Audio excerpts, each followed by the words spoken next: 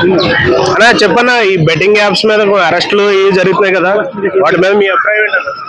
చేసేది మంచిది. ఎందుకంటే ఒకరు రాంగ్ చేస్తున్నారంటే, ఇప్పుడు నాన్ వేసిన చాలా రివ్యూస్ కదా చేస్తున్నాడు కదా, ఆయన చేసేది మంచిదే. ఎందుకంటే ఒకరు ఫ్యామిలీ నాశనం అవ్వకుండా, అంటే ఇది వరకు నా ఫ్యామిలీ ఎలా అయిపోయింది, వేరే వాళ్ళ ఫ్యామిలీ కూడా అవ్వకూడదని చెప్పేసి అతను కూడా చెప్తున్నాడు. నాన్ వేషన్ నా సపోర్ట్ అయితే నాన్ వేషన్కి చెప్తున్నాడు.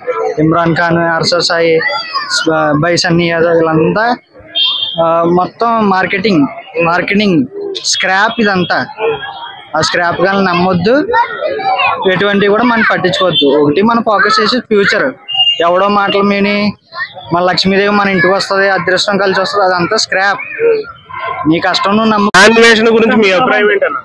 నాన్ వేసిన గురించి అంటే అన్న, అప్పుడప్పుడు చిన్న ఏదో కొంచెం టైం దొరికే టైంలో ఆయన వీడియోస్ చూస్తాను.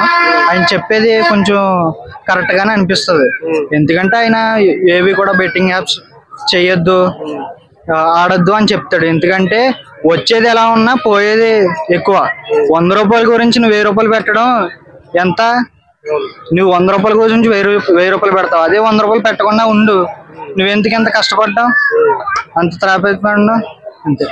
నువ్వు 100 రూపాయల గురించి ఆలోచించావు అనుకో, నీ ఫ్యామిలీ రోడ్డు మీదకి వస్తుంది. ఎటువంటి బెట్టింగ్ యాప్స్ జోలికి వెళ్ళొద్దు. అంతే. ఒకటే చెప్పేది, నీ కష్టాన్ని నువ్వు నమ్ముకో, అంతే.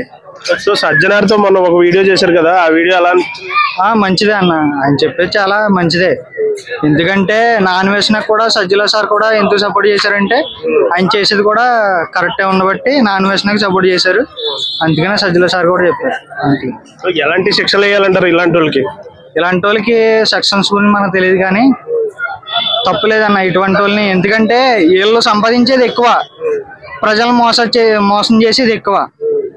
అందుకని ఎటువంటి వాటికి సెక్షన్స్ ఉంటాయి కదా, ఆ సెక్షన్స్ అన్ని పెట్టి కూడా వాళ్ళని నిలదీయాలి. వీళ్ళు కోర్టుల్లో సంపాదించారు కదా, ఈ సెక్షన్స్ ఇవి ఏమన్నా ఆపుతాయంటారా?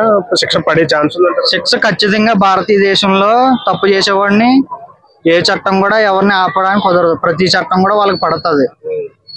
అది భారత రాజ్యాంగం పట్ల ప్రతి ఒక్కరికి చట్టం ఉంటుంది. ఆ చట్ట ప్రకారం శిక్ష పడుతుంది. అదే నేను చెప్పేది.